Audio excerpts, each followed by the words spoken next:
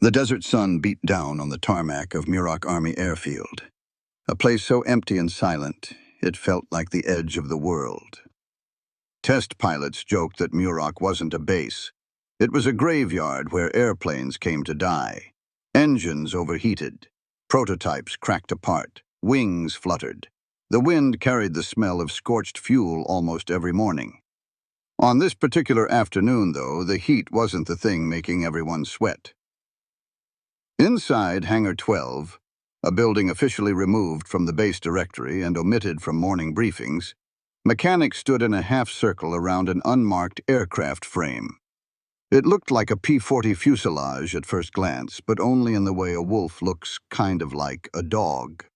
The metal skin bulged in strange places. The exhaust ports came in pairs that didn't match any known blueprint. A thick intake pipe ran directly into the engine compartment at an angle no aerodynamicist would sign off on. Every man in the hangar had stopped talking when the engine coughed the first time. It wasn't the cough of a piston misfiring. It was deeper, throatier, almost like something trying to breathe fire. Standing front and center was Elias Porter, the man everyone on base called the Tinkerer. He wasn't an officer. He didn't have engineering degrees. He didn't even have formal clearance for what he was doing. But he had a talent no degree could teach. He saw airflow and combustion, the way most men saw weather patterns or baseball.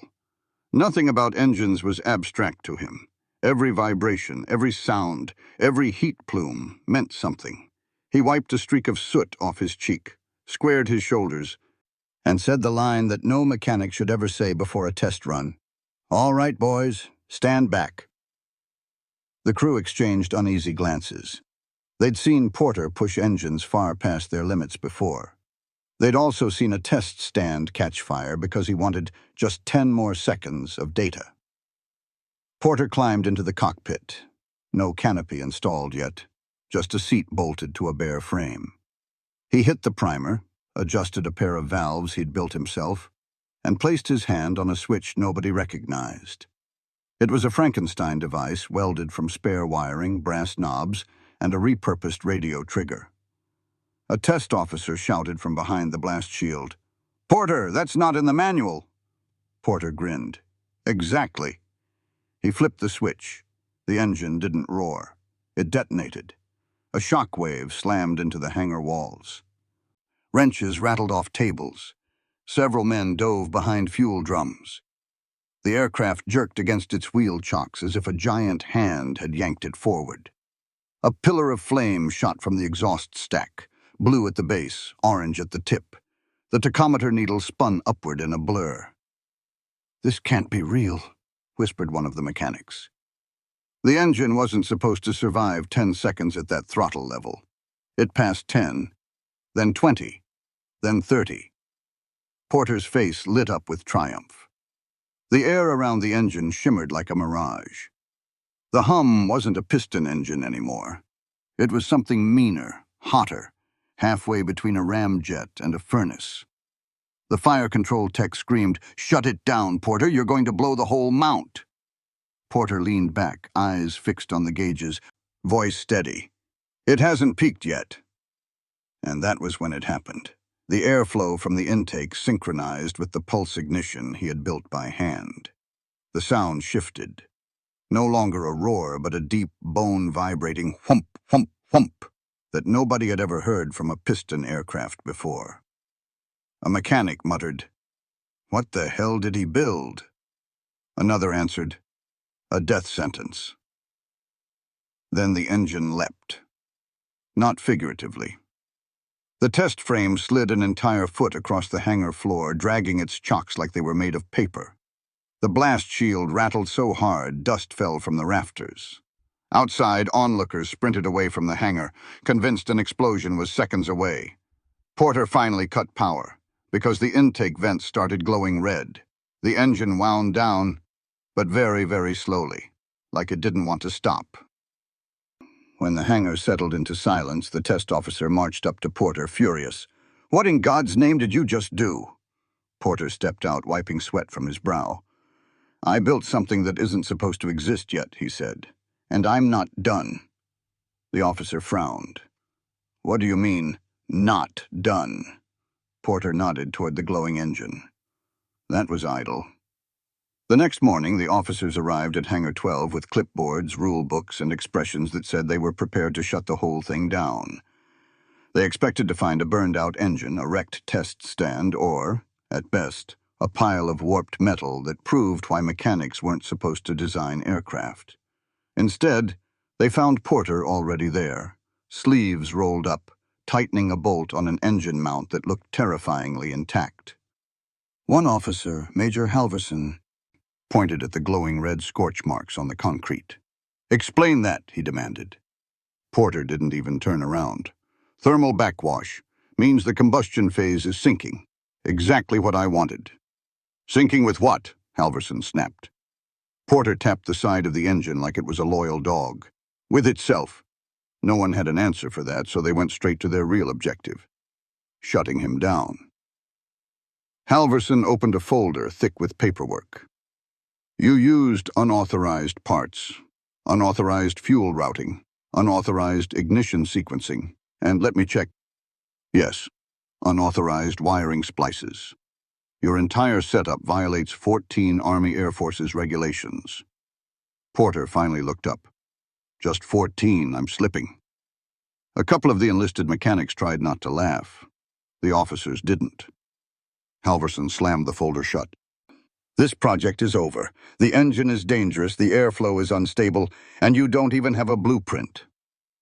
Porter smirked, wiped his hands on a rag, and walked across the hangar. He reached behind a supply crate, pulled something out, and slapped it onto a work table. It was a blueprint. Not typed, not stamped, not official.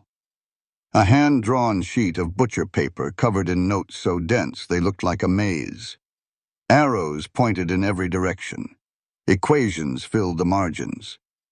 Half the lines weren't straight. It was the kind of diagram that looked insane until you realized it wasn't messy, it was fast. Halverson blinked. "What is this supposed to be?" Porter shrugged. "Version 9. 9? 8 didn't account for thermal resonance in the intake coil. 7 melted. 6 caught fire. 5 caught me on fire." Porter rubbed a scar on his forearm. "Anyway, 9 works." The officers leaned in, expecting to see something recognizable. Instead, the blueprint showed an engine layout that didn't match any aircraft in inventory. Not American, not British, not German, not anywhere. One of them whispered, "This isn't a piston engine." "Nope," Porter said. Another pointed at the intake sketch. "This looks like a—" "Don't say jet, you'll get us all arrested." "But it is a jet." "Not officially," Porter said. "Officially, it's an auxiliary combustion-boosted rotary airflow system." Halverson rubbed his temples. "That's just $20 wording for jet." "Yeah," Porter said, "but the brass likes long words." The officers exchanged a nervous look. Jets were still rumors, prototypes on drawing boards, something the British were experimenting with in secret and the Germans whispered about. America wasn't supposed to have one, certainly not one built out of spare parts. Halverson stiffened. "You understand we cannot authorize this." Porter rolled up the blueprint and tucked it under his arm. "You don't need to. This wasn't authorized in the first place." "And that's exactly the problem," Halverson barked. "You've gone rogue, Porter. This is not how the Air Forces operate." Porter walked back to the engine and set his hand on its cooling shroud like a man defending a friend. "Sir, the enemy is 10 years ahead of us in theory.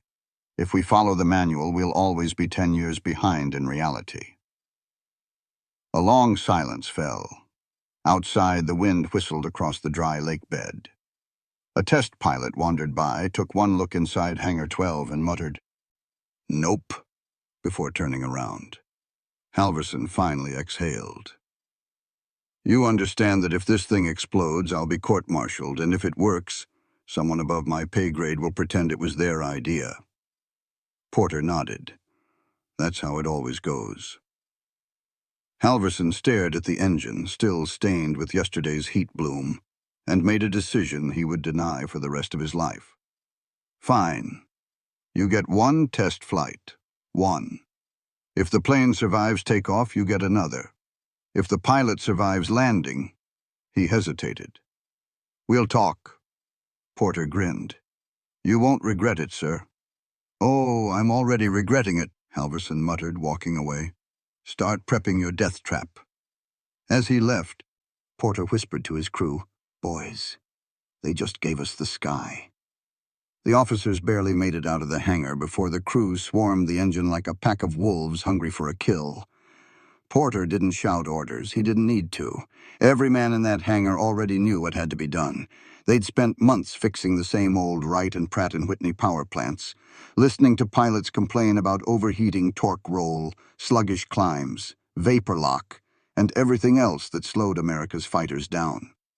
This, whatever Porter had built, felt different. It felt like a way out of the past. But even with the engine ready, there was still one problem. No sane pilot was willing to fly the thing. Word spread around the airfield like wildfire. Guys at the mess tent whispered, Did you hear Porter made a jet out of scrap? Others at the fuel depot joked, Whoever flies it should write his will in pencil. By midday, half the base was convinced Hangar 12 was prepping a suicide mission. Porter didn't care about rumors. He cared about one thing: finding someone insane enough or brave enough to sit in the cockpit. He didn't have to wait long. A shadow fell across the hangar doorway. A man in a worn flight jacket stepped inside, chewing on a stick of gum like he had all the time in the world. Tall, sunburned, with the kind of bored confidence that only came from surviving dogfights he shouldn't have. Captain Ray Blitz Calder, a pilot with a reputation almost as reckless as Porter's. Blitz didn't greet anyone. He didn't salute. He walked straight toward the engine. So, he said, gum snapping, this the death machine everyone's crying about? Porter crossed his arms. It flies. Has it flown yet? Blitz asked. No. Has anyone tested it at full power? No. Has anyone tested it attached to an actual airplane? Porter hesitated. Mostly no. Blitz smirked. Perfect. Everyone else in the hangar exchanged looks that said this man has a death wish. New pilots talked about aerodynamics, safety margins, and the importance of structural integrity. Blitz talked about how many beers he could win by doing something stupid and surviving it. He was the kind of guy who believed fear was just another instrument in the cockpit, and he could fly without it. Blitz walked around the engine, studying every bolt, weld, and improvised component. Most pilots would have backed away in horror at the sight of mismatched turbine blades and fuel lines rerouted with hardware store clamps. Blitz didn't even blink. What's top speed? He asked. Porter leaned in. If my numbers are right, faster than anything we've ever built. Faster than a 51? Much. Faster than whatever the Germans are testing in Bavaria? Porter's voice dropped to a whisper. Maybe. Blitz tapped the engine cowling with a single knuckle. Okay, I'll fly it. The crew froze. A wrench clattered to the floor. Porter frowned. You didn't even ask the risks. Blitz shrugged. Porter, I've flown planes where the wings rattled when you sneezed. I've flown one with half a rudder. One time I flew a Lightning that tried to kill me every time I turned left. I'm still here. You don't understand, Porter insisted. This isn't just risky. If this engine surges, you'll flame out. If the airflow chokes, you'll stall. If the fuel lines hiccup, you'll explode. And if the turbine overspins... Boom, Blitz guessed. Boom, Porter confirmed. Blitz grinned wider. Then I'll make sure it doesn't overspin. That was all the reassurance he needed. A crew sergeant muttered to another, I swear this guy was born without a survival instinct. The other replied, Nah, he's just allergic to common sense. Porter sighed, the kind of sigh a man gives when he realizes the universe has just handed him exactly the pilot he prayed for, and exactly the pilot he hoped didn't exist. Fine, Porter said. You fly tomorrow. Good, Blitz replied. I'd hate to die on an empty stomach. He swaggered out of the hangar like he had just volunteered for a joyride. not a potential self-incineration. The door swung shut behind him, leaving Porter staring at the engine, wondering if he had just doomed his friend, or if they were about to make history. Outside, the desert wind howled across the airstrip, rattling the corrugated metal walls of Hangar 12. Inside, that patched-together prototype sat silent, waiting for the man crazy enough to trust it. Tomorrow, they would light the fuse. Morning hit the desert like a hammer. Heat rolled across the airfield in heavy waves, warping metal and making the hangars shimmer at the edges. But even the rising sun wasn't as sharp as the tension hanging over the tarmac, where every mechanic, officer, and crewman stood packed behind a chalk line, watching one man walk toward a machine no one believed should ever leave the ground. Blitz Calder moved with the easy swagger of a pilot who refused to acknowledge fear. Porter waited by the nose of the prototype, knuckles white, every breath shallow. The engine housing still showed raw welding scars. Nothing about the aircraft looked official. It looked like something built in a barn by a lunatic, and Blitz was about to fly it. Blitz studied the patched metal, the mismatched bolts, the improvised cooling slats. "Don't look so nervous," he said, sliding his goggles onto his forehead. "If it blows up, at least it'll be quick." Porter didn't even pretend to laugh. "You do not push past 60% throttle until you're airborne," Porter warned, voice tight. "Don't hold full power on the climb. Don't—" Blitz raised a hand. "Porter, you built it. I trust it." The words didn't calm Porter. They terrified him. Blitz climbed onto the wing, lowered himself into the cockpit, and adjusted the straps. The interior smelled of oil, scorched wiring, and metal dust. It felt less like a military aircraft, and more like a barely contained experiment wearing a uniform. He ran his hand across the control column. "I've flown worse," he murmured. The ground crew rolled the chocks in. Another crewman attached the starter cart. Someone in the back whispered a prayer. Porter stepped onto the ladder, leaning close. "If anything feels wrong," he said, "you bail. Understand?" "If I bailed every time something felt wrong," Blitz replied, "I'd never fly anything." The crew chief gave the signal. Blitz flipped the master switch. The engine didn't start. It awoke. A deep rumble shook the tarmac. Then a cough. Then the rising, metallic scream of a turbine spool-up far beyond anything its generation was meant to handle. Men covered their ears. Dust vibrated off the ground in little rippling circles. Porter held his breath. Blitz grinned. The prototype lurched forward, wheels skidding, wings rattling like they were trying to shake themselves free. Porter screamed into the radio, "Not above 60!" But Blitz ignored him and pushed to 75. The plane accelerated hard enough to kick dust into a tornado behind it. At 90 knots, the tail lifted. At 130, the wheels left the earth. For one stunned second, the aircraft didn't shudder. It floated. Then the engine hiccuped. A violent cough, a flash of fire, a metal shriek that made Porter's knees buckle. Officers dove for cover. Mechanics swore.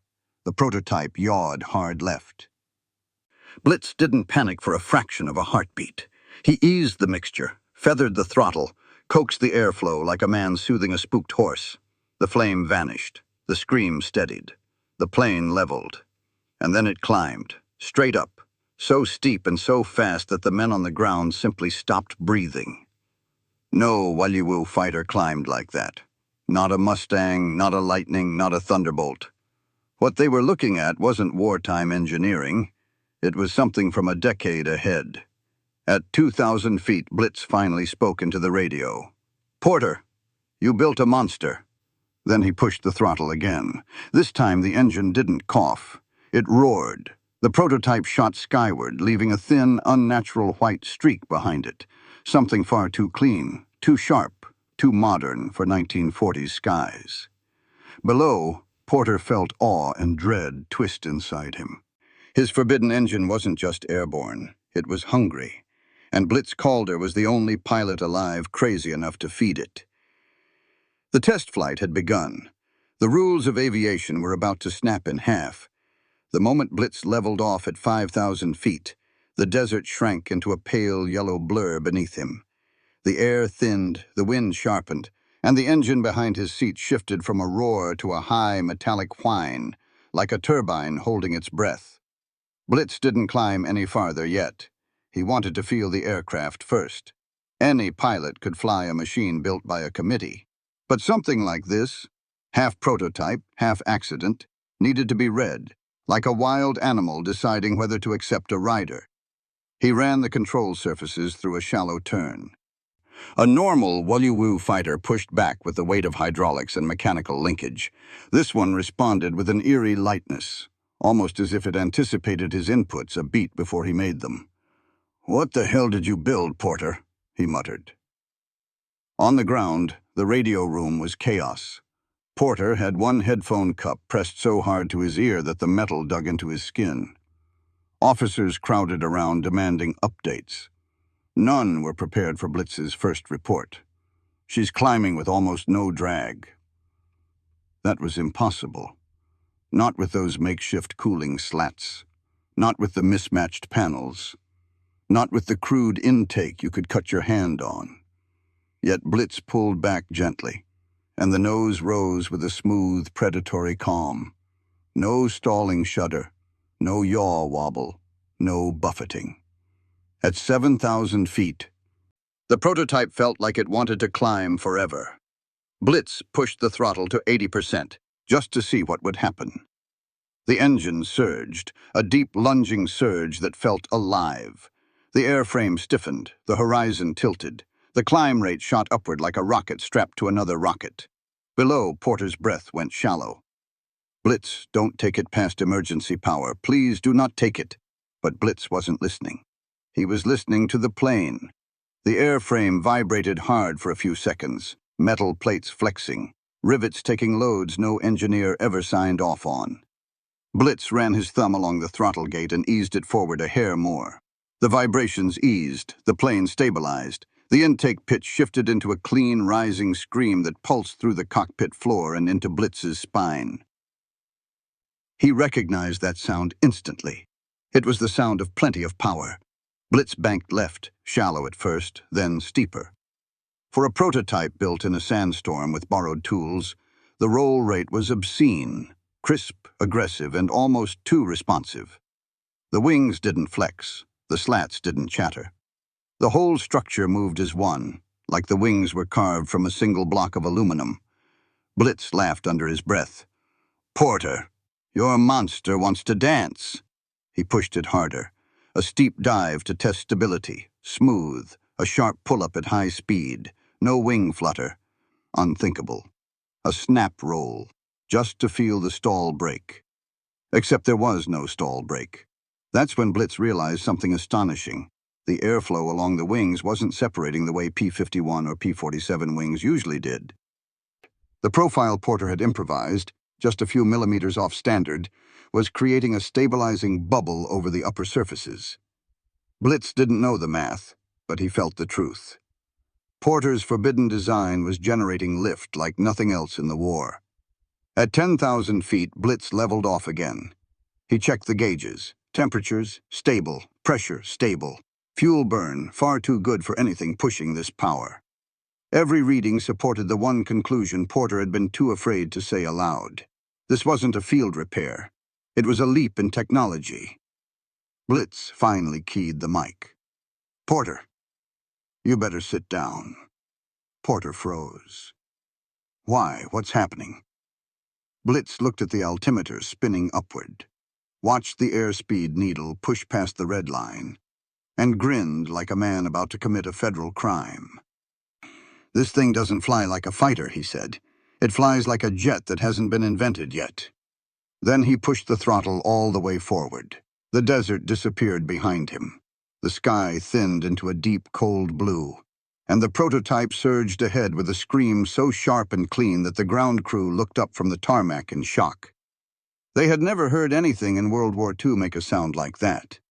Above them, Blitz Calder aimed for the stratosphere, and the prototype behaved as if it finally knew where it belonged.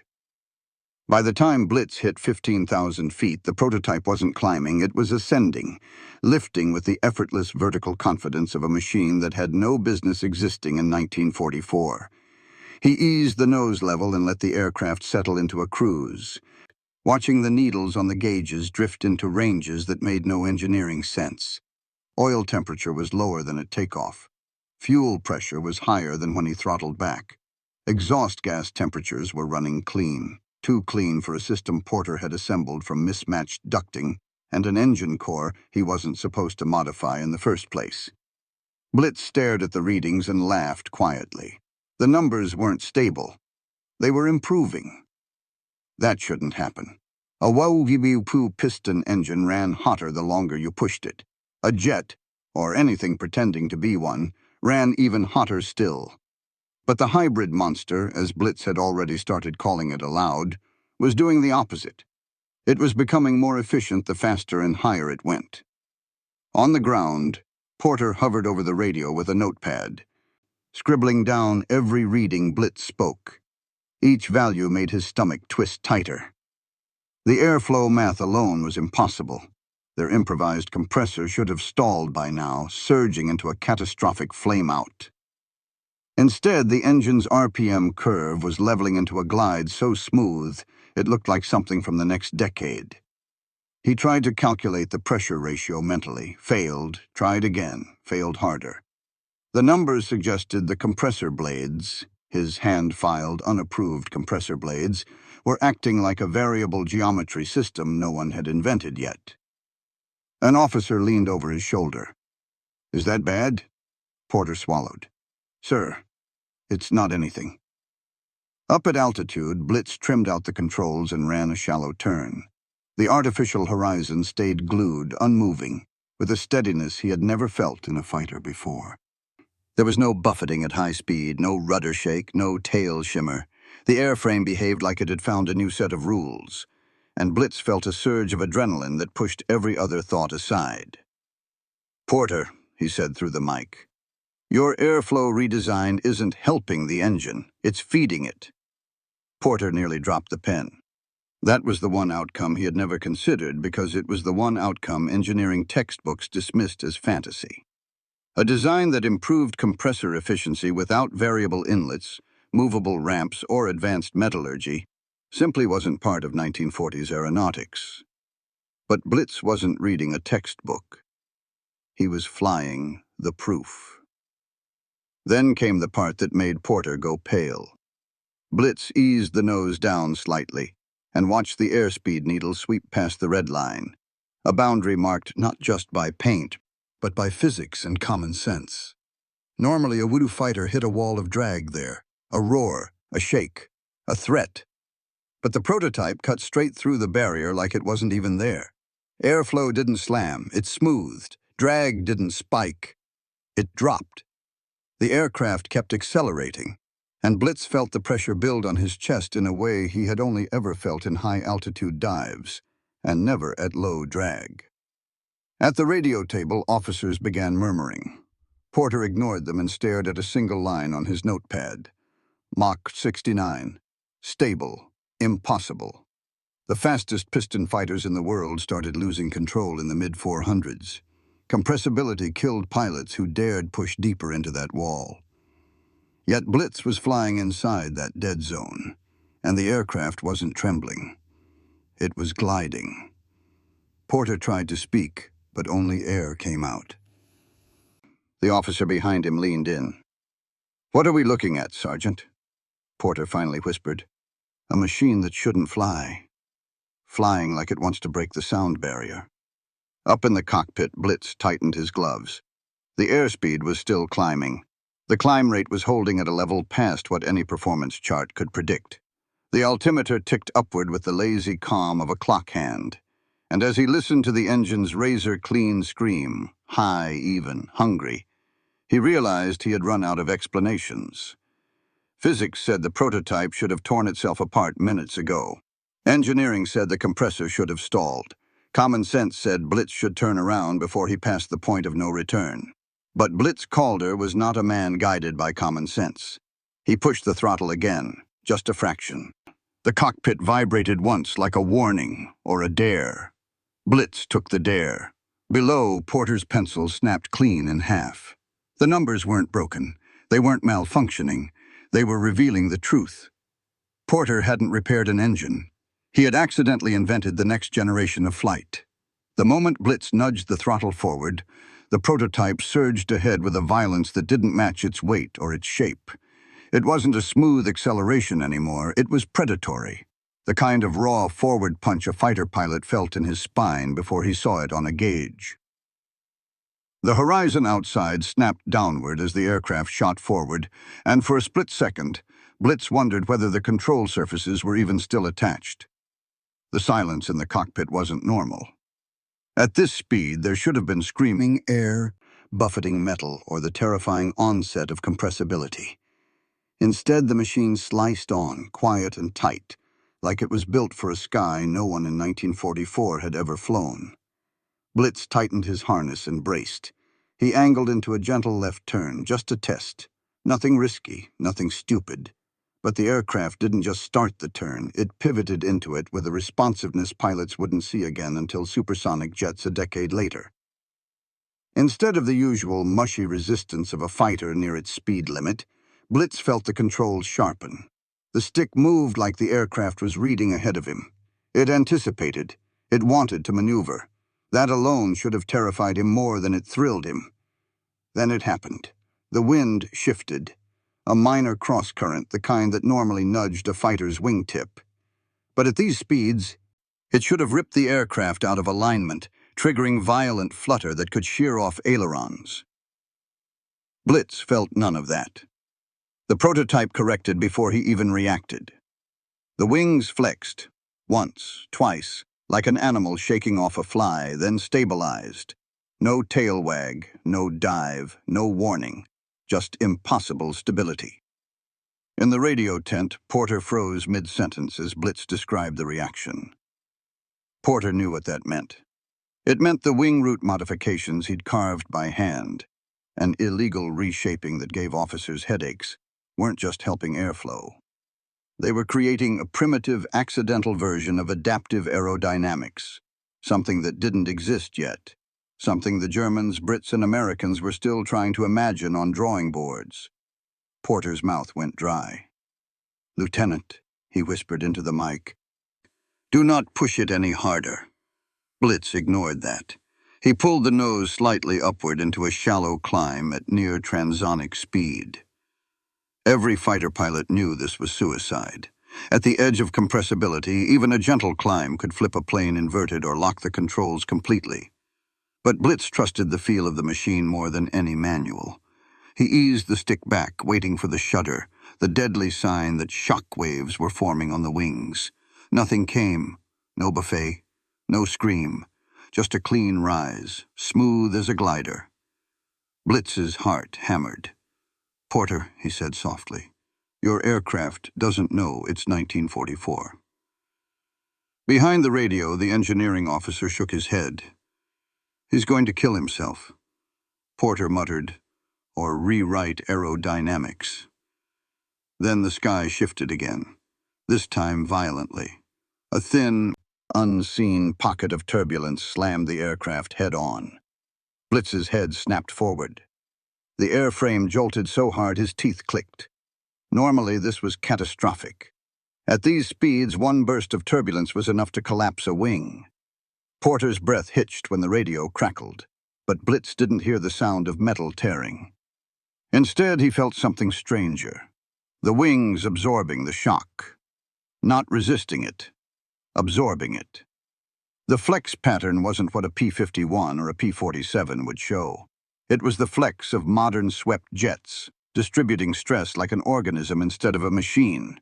The aircraft recovered instantly, aggressively, almost snapping itself back into perfect alignment. "Holy hell," Blitz whispered. "It wants to keep flying." Porter sank into his chair, eyes wide. He knew then that the test was no longer a test. It was a revelation. The prototype's strange engine, its reshaped airframe, its carved-by-hand airflow channels, they weren't just improvements. Together, they created an aerodynamic creature that didn't belong to the piston age. And that was when Blitz made the decision that nobody expected. Instead of throttling back, instead of heading for base, instead of surviving this miracle long enough to report it, he rolled the aircraft onto its side, pointed the nose downward into a high-speed dive, and said, "Let's see what's on the other side of impossible." Back in the radio tent, Porter whispered the only words he could muster. "Oh, God, he's going to break the barrier." The moment Blitz rolled the prototype inverted and tipped the nose down, the world outside the canopy turned into a blue and white blur. Clouds streaked upward. The horizon flipped, and gravity punched into his spine hard enough to make his vision grain at the edges. At this angle, at this altitude, and at this speed, every rule of aerodynamics said the same thing. The aircraft should disintegrate before it ever reached level flight again. Blitz knew it. Porter knew it. Every mechanic listening in the radio tent knew it. But Blitz wasn't diving to be reckless. He was diving because something inside the aircraft felt alive, responsive in a way no piston fighter had ever been. And if it could take the stress, if it truly could cut through the early transonic zone without losing control, then Porter's creation wasn't just advanced, it was prophetic. As the dive steepened, the aircraft started accelerating past anything a P-51, P-47, or even the experimental XP-47J could safely endure. Wind shear began hammering the fuselage. The canopy glass vibrated. The slipstream roared louder, deeper, until it sounded less like air and more like a continuous explosion riding along the skin of the plane. Blitz tightened his grip on the stick. "Come on, girl. Stay with me." At 26,000 feet, the controls stiffened, as expected. Every fighter pilot in WWII knew this feeling. Control freeze, the deadly precursor to compressibility lock. At high speeds, air molecules stacked up so densely across the wings and tail that the aircraft essentially stopped listening to the pilot. Push forward, pull back, nothing changed. It was the reason so many test pilots died, the reason early jets had to be redesigned again and again. But something was different here. Instead of freezing entirely, the controls stiffened only slightly, then held. Not mushy, not dead, just firm. Blitz's instincts screamed confusion. No piston fighter behaved like this, none of them, not even the experimental models. "Porter, what did you do to this thing?" he hissed through clenched teeth. In the tent, Porter's hands shook as he tried to steady the mic. "Theoretically, nothing that should be working. But if the airflow is doing what I think it's doing, spit it out. You're riding on a pressure bubble, a moving one, like a primitive compression lift." Blitz blinked sweat from his eyes. "That doesn't exist yet." "I know," Porter shouted. "That's why you need to pull up." But Blitz didn't pull up. He pushed deeper into the dive. The altimeter unwound like a saw blade. 24,000 feet, 23,000, 21,000, speed climbing into the red, then past it. The prototype began trembling, not in a chaotic death spiral way, but in rhythmic pulses like the airframe was trying to realign itself with the airflow rather than fight it. Blitz had never felt anything like it. Instead of losing stability, the aircraft seemed to redistribute the stress through its structure. Then it happened. A single sharp crack rippled along the leading edge, followed by a loud, hollow boom. Blitz's eyes widened. That sound. Every test pilot knew it. It wasn't the sound of the wings breaking. It wasn't metal failing. It was the sound that should not exist in 1944.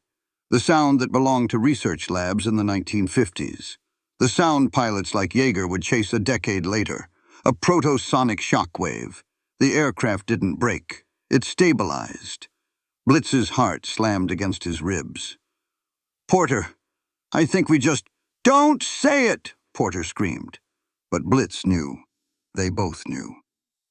For a split second, maybe less, the aircraft had kissed the edge of the sound barrier.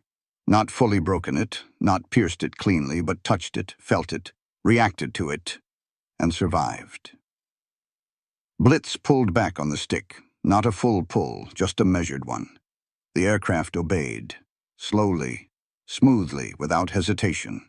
No stall, no spin, no breakup. It eased out of the dive like a bird folding into a glide. At 18,000 feet, Blitz finally exhaled. At 17,000, he whispered, awe bleeding through every word. "Porter, your machine doesn't fly like a jet." He paused, eyes locked on the trembling horizon. "It flies like what comes after the jet." In the radio tent, Porter staggered back from the table, hands over his mouth, realization crashing through him like a tidal wave. They hadn't just built something ahead of its time. They had built something the war wasn't ready for, something no commander would believe, something no enemy would understand, and something no blueprint in 1944 could even explain. And Blitz had just proven it worked. Blitz taxied the prototype toward the canvas-walled hangar, engine still humming with the strange, pulsing resonance he'd felt during the dive. Mechanics ran alongside, shouting, waving, some cheering, some pale with fear. They had heard the boom. They had felt the shock wave in their chests, even from the ground. Whatever this thing was, it wasn't a P-51 anymore. Blitz cut the engine. The sudden quiet felt unnatural, like the world hadn't caught up to what had just happened. Porter sprinted across the sand, wrench still in hand, his face a mixture of panic, awe, and the dread of a man who knew he had just crossed a line that could not be uncrossed. Before Blitz could climb down, Porter grabbed his sleeve. "Not a word," he whispered, eyes darting. "Not one word to anyone. Do you understand?" Blitz smirked. "Porter, the whole base heard it. That's exactly why we need to control the story." Porter wasn't being dramatic. He knew the military machine better than any general. One unexplained noise in the desert could trigger an inquiry. One inquiry could trigger a shutdown. And one shutdown could bury a decade of accidental innovation before anyone understood what they were looking at. He pulled Blitz into the shadow of the hangar. The inside was cramped, hot, and cluttered with the remains of half-scrapped maintenance projects. Fuel pumps, ducting sections, misaligned cowling, stacks of forbidden parts. Porter had hidden his experimental components in plain sight, buried under the junk nobody ever bothered to inventory. "You hit compressibility," Porter said quietly. "Not full transonic, not clean, but you crossed into the zone. If we tell command that, they'll ground us. They'll confiscate the prototype. They'll lock this hangar. And then they'll court-martial me for unauthorized modification of government equipment." Blitz leaned against the fuselage, running a hand along the metal, feeling the faint warmth still radiating from the dive. "So what's the plan?" Porter reached under a workbench and pulled out a clipboard, a forged maintenance report he had prepared days ago, just in case the unthinkable happened. The top line read, "Routine engine stress evaluation test, minor overspeed event." "That's it," Blitz muttered. "That little piece of paper erases the loudest boom this base has ever heard?" "It will, if everyone signs it." Porter wasn't wrong. The military lived and died by paperwork. What was written happened. What wasn't written never did. He stepped closer, lowering his voice even more. "If the brass thinks we broke the sound barrier, even for a millisecond, they'll bury this whole project. They'll say we're compromising the safety of pilots. They'll say we're wasting resources. And worst of all, the Germans will hear whispers about it." Blitz frowned. How would the Germans hear? Porter tapped the side of his temple. "Every base leaks. Pilots talk. Ground crew talk. Scientists talk. There are spies in neutral ports. Secret monitors listening to radio chatter. Small stories that turn into big rumors. If word gets out that an American piston fighter nearly matched jet performance before jet engines are even ready, Berlin will lose its mind." Blitz crossed his arms. "And what if we want that? What if we want them scared?" Porter shook his head. "They won't be scared. They'll be desperate." He grabbed a stack of oily blueprints and slammed them onto the bench. "A desperate enemy is the most dangerous enemy there is." Boots sounded outside. Heavy. Coordinated. Not mechanics. Porter's eyes widened. MPs. Two military police officers pushed aside the canvas flap and stepped in, expressions flat, hands resting on holsters. The taller one spoke first. "We heard a report of an unauthorized engine test." Porter forced a smile. "Nothing unauthorized, Sergeant. Just a routine calibration. Got a little noisy is all." The MP scanned the room. He wasn't buying it, not yet. His gaze lingered on the prototype, on the unusual venting near the nose, on the reinforced airframe Porter had stitched together with forbidden materials. Blitz stepped forward, wiping sweat from his brow, playing the role perfectly. "Sir, I may have pushed the throttle a bit too hard. My fault, not the mechanics." The two MPs exchanged a look. Porter slid the forged maintenance report into the sergeant's hand with the subtlety of a magician performing a card trick. Signed off, logged, filed. Silence stretched. At last, the sergeant tucked the clipboard under his arm. "See that it doesn't happen again." They stepped out. The flap closed. Porter collapsed onto a crate, elbows on knees, breathing hard. Blitz leaned back against the wing, a slow grin forming. "Might want to make a few more of those fake reports." Porter looked up, eyes intense. "Blitz, what we did today wasn't just illegal. It wasn't even supposed to be possible. That means from now on, every flight, every sound, every adjustment we make, someone will be listening." Blitz tapped the fuselage with a knuckle. "Then let's give them something worth listening to." Porter shook his head. "No, not yet. First, we hide this, completely. Because if Command ever learns how far ahead this prototype really is, they won't let us fly it again. Not you. Not me." Outside, the wind blew across the desert runway, carrying dust, silence, and the fading echo of a sonic boom nobody wanted to admit happened. The cover-up had officially begun. Night had settled over the desert base like a curtain, swallowing the runways, the hangars, the distant ridge lines. Most of the pilots had turned in. The MPs made one last patrol. The generators hummed in the distance, casting a faint golden glow over the tarmac. But inside the hangar, under a single suspended bulb, Porter and Blitz stood over the prototype one last time. The aircraft didn't look like a weapon that could reshape aviation.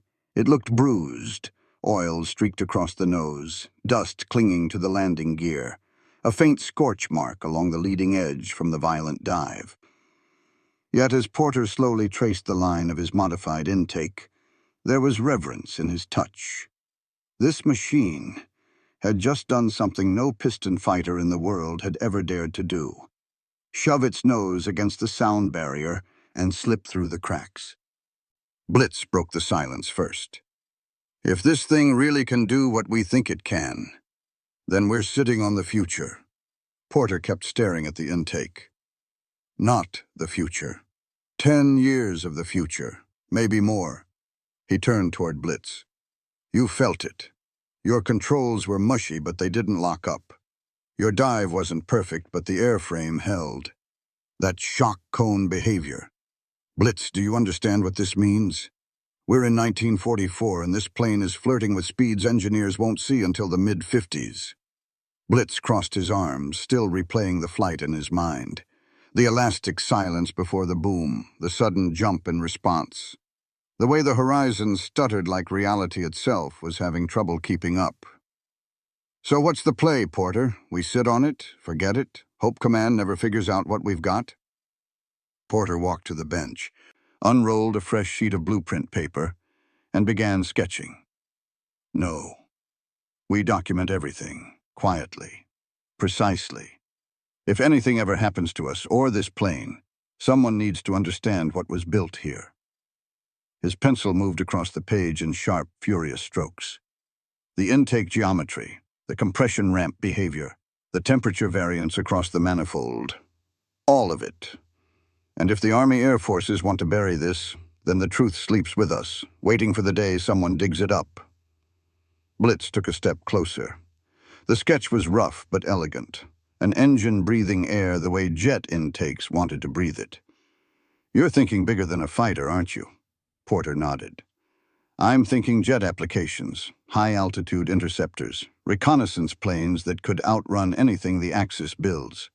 We could save hundreds of pilots if they had aircraft like this, thousands even. But the top brass will never let this prototype out of our hands if they know what it can do." Blitz exhaled slowly. "Because it scares them." "Because it rewrites everything they think they know," Porter corrected. "Engines aren't supposed to behave like this, not yet. Aerodynamics textbooks don't even have names for the airflow we saw today. If this gets out, half the engineering corps will demand we demonstrate it, and the other half will try to shut it down." He paused. "Greatness doesn't scare bureaucrats. Uncertainty does." Blitz looked at the plane, its polished metal reflecting the single overhead bulb, like a ghost of what it could become. "So we keep flying it anyway," he said quietly.